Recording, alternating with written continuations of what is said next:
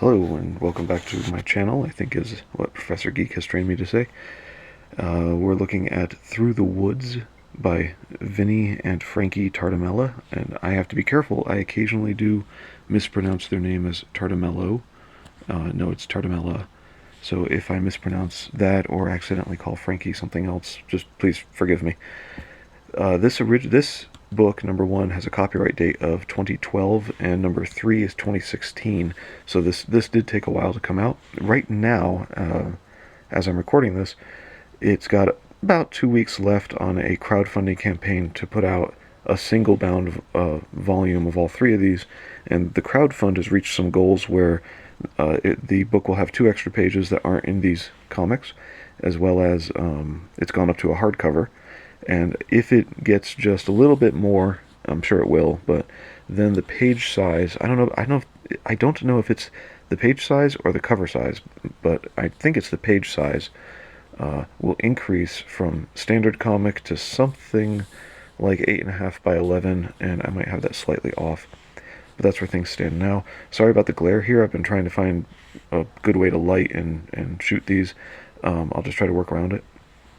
So, many people right now, it's the end of January 2012 or 2020, and they're all talking about the artwork. By the way, Vinny is also still has a campaign that may end very soon for City of Venus, his other book. We won't really be talking about that tonight. Everybody's talking about the artwork, and actually, no, they're talking about the artwork, like that, yeah. I'll talk about the artwork a little bit, but I also want to talk about the story. One thing I've noticed about the artwork that we can see in the covers here is this has a style that looks like it imitates oil, and I like that. It doesn't force the issue of imitating oil, which in digital, I've seen people do that, try to really force digital to look like oil. They overdo it, they try too hard, and it just looks like crap. But not these guys. This looks really nice. It has a just barely cartoony style, which works. I really do like this cover a lot. It's a good depiction of what's going on inside the book. When I first saw this, and I realized this really might be intentional. As I look at my little camera viewfinder, it's actually more apparent in video than it is on here. But we have this ghost, shadowy figure. This is a horror haunting type book. And he, of course, is not solid. He's a specter, and then this looks like a reflection in the window, and at the same time, he's casting a shadow on her, and that's the first way I saw it. I believe that's intentional for him to be overshadowing her, because that really captures some of what's going on in the story inside issue 2 here. Alrighty, so starting with issue 1, they've been advertising this as, or that is, Vinny has been advertising this as a horror story. It does involve a haunting. And where is my first bookmark? I believe, yeah, it's right there. Okay. He's very open about that this is, he's open about the basic intro premise that this young woman, I can't remember her name now. Anyway, she has inherited a plot of land in upstate New York. And so she's, sorry about the glare, working on that. She has come to claim the land. There's some sort of a keeper who is showing it to her. He lets her in a little bit. To point out, if I don't catch it later, I really like the use of thought balloons right there, instead of using a narration box to show a character's thoughts, because it's the character thinking.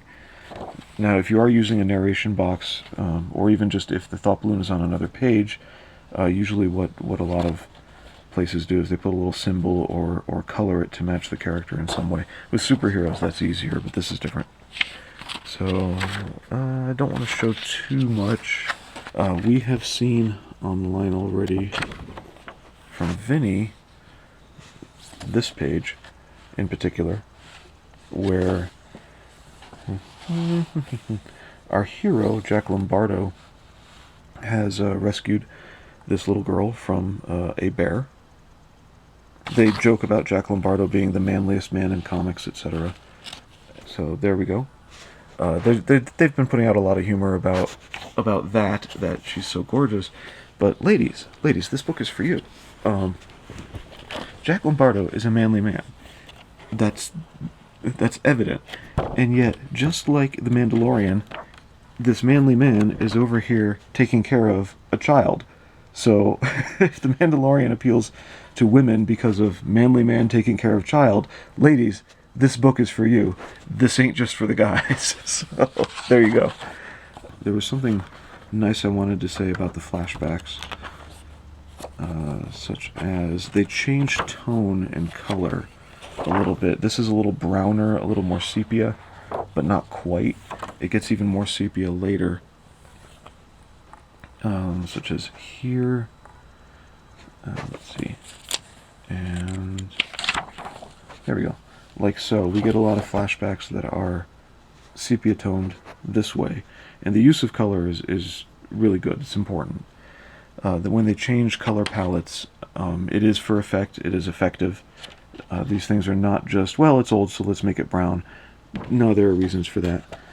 I do like the effect of, here's a little keeper box that's decorated, and that they use this to transition us into the background story from 100 years ago or whatnot.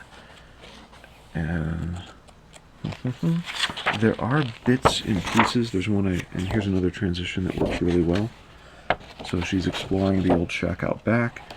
She opens up, and we go back in time to see a story that happened long ago. I like those transitions in the storytelling. They're done really well. There are some things in here. There are MacGuffins in here, but they don't force the MacGuffins on the viewer. So MacGuffin being, if you're not familiar, it's a thing that the characters care about, even though the viewers might not. So with the MacGuffin, I don't want to say what they are. I don't want to spoil it. But they're used well. So you see something, you see it again, then it gets used, you see it a last time, and it makes sense. It's not overdone. They're not trying to force me to care about the object. It's an object that the characters care about. Nice and simple, clean. Our main character here is she's interacting with Lombardo a bit, and I just want to point this out. In terms of carrying a story forward, hey, he killed a bear in a flashback long ago. There's a bearskin rug. Go figure. I thought that was really funny. So it's like, now we know what happened to the bear. Anyway, one thing that's done really well in storytelling, or for storytelling-wise, for this, is the use of exposition. Because at some point, we get exposition. So our main character goes to a library to do research. Isn't that so interesting to read? Being in a library. And here, we're actually treated to her homework. So we get all these little blurbs of what she's reading up on, and they're not too huge. For comparison, what I should bring out, because, well, here's what happened is I read this, and I wasn't taken out of the story. Normally, I get popped out of the story when somebody just goes into deathless exposition. So I want to draw a comparison to another book. If we go back several years, let that close. A book by Scott Snyder called The Wake. It's a 10-issue that came out some years ago. This is issue 9, and in order to get the story to make any sense, well, let's see, 1 through 5 were in one time frame, and then 6 picks up in another time frame, like 200 years later, without any explanation for what the hell happened at the end of, or after issue 5. You gotta wait for that. So, issue 9 picks up with our main character in the second volume making a video diary, and that's one. Here it's used as a tool. This is the first page of issue 9. It's used as, the video diary is used as a tool to bring the reader up to speed so that what they read a month ago they can remember. But then this is just more history and exposition, and we get let's see, pages are, yeah, 1 page, 2 pages, and this is about equal to what we got in Through the Woods, issue 2, but it's far less interesting. In fact, to make it worse, Snyder goes and in The Wake and explains all of his background pseudoscience. I don't mean pseudoscience as a negative thing in terms of being a bad scientist. I mean, in his fictional world, this is his world building, and we are treated to a crap ton of exposition for 4 pages just to get the base story to make sense over several thousand years. Snyder is known by now for making way overcomplicated things, and just, it's not complex, it is intricate, but overly intricate, unnecessarily intricate. And then he really wimps out at his endings, going too fast, where this thing that would have been impossible to predict, it's just ridiculous. People, 250,000 years ago, predicting what would happen now and setting up for it, so that the end of the story, after a whole lot of action that's meaningless, the main character can basically reach over and push a button. That's a Snyder story.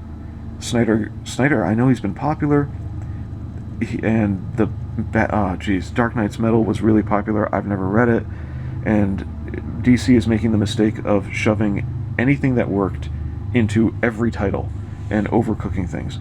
So, and they're doing it with Snyder, who writes like this.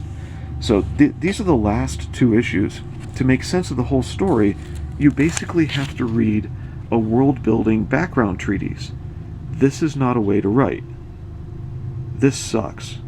I'm saying it now. Vinny and Frankie Tartamella do a better job writing than Scott Snyder. Period.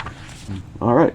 So, reading her exposition was not a torture, and it actually didn't pop me out of the story, and this is it. Their world building, essentially, they're using her homework to give you a little bit of framework on the paranormal, the metaphysical. They use the word paranormal right there, paranormal, so that the story can make sense and move on. Again, we have another flashback. Notice this one is not sepia, it is black and white. The narrator boxes are really good and useful, and there's some emphasis color in here. For whatever reason, blue is now the text, but it works, so I like that. So here are a few extra comments on the artwork. A couple things I forgot to note with the storytelling and artwork. One, her name is Laura Langley. I had to find it, but her name's Laura, and one of the things they did well in the writing is that, like, when I flip through the book like this, I'm going to go to, I don't want to give spoilers on what the story is. With the artwork here, when you're reading the story and not just flipping through it like this, I was drawn in well enough that I could feel her. Like, I could really sympathize for her. I could feel her fear. That is, I could at least associate with it and kind of, cringe. When it's time to say ouch, I could say ouch. But these guys, they're good. We point at, I would say, the manliest man in comics and the most beautiful woman there. These guys, actually, I guess this is Vinny. He really has it down. Like, look at the form here. It's not just a silhouette. It is readily apparent that even without the eyes, the positioning of the head there makes it apparent that he is looking at her. Again, this is a ghostly horror story. So what do you expect? So Vinny's talent really shows through. That he has an understanding of. It shows that he's got some understanding of the body. I mean, for all I know, in reality, maybe he just winged that because it's just one blob, but it works. And this book, for example, is very cartoony. His ghostly manor on Howling Hill, very cartoony style, but that's just a style. This is less so. Again, the oil painting type. And look at the detail and work he's put into that. Even in digital, building that up in layers, and that takes time. A lot of patience, planning, seeing it in your head ahead of time. So there's good stuff in here. If I can get rid of the glare, they put forearm hair on the dude, even as far back as this for a view. So there's the page. Get that focus.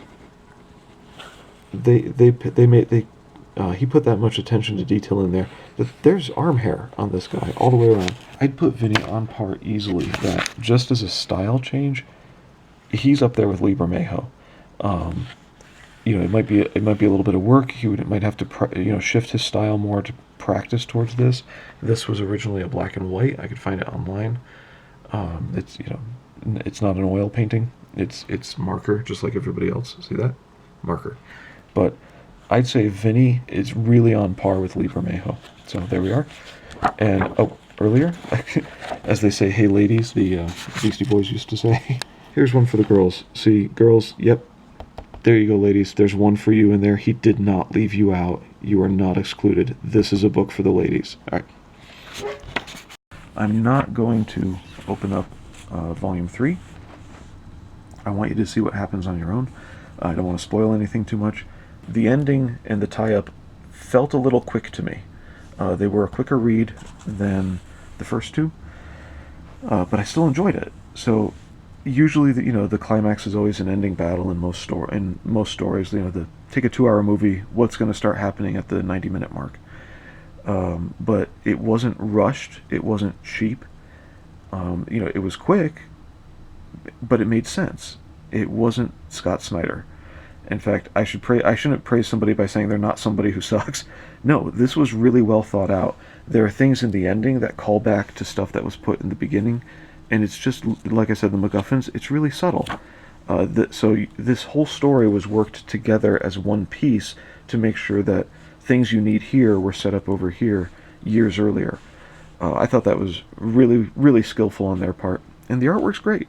So I recommend picking up the the compilation version. It's going to have 2 extra pages in it. It's already up to a hardcover, and I really think it's going to end up with the size change. All right. Was there something about color theory? Yeah. Besides just having the changes in color there, I didn't see them using the cheat, was it teal and orange color theory to try and evoke emotion. They used it through facial expression. Well, I guess this is Vinny mostly. Facial expression is what we got, and it worked far better than lighting. If you look a lot, Fourth Age has a better video on color theory for this. I should link it in a description. This is a recommend, definitely. So I hope you enjoyed as much as I did. Again, I don't feel that the ending was rushed. I just felt it was a bit quick. I wanted more. And that's a good story. A lot of people say that about Lord of the Rings, too. That at the ending they wanted more. And look how huge that book is. So I wanted more, but it wasn't lacking. So I enjoyed the writing. All right, thanks for listening. This has been pretty long. Have a good time.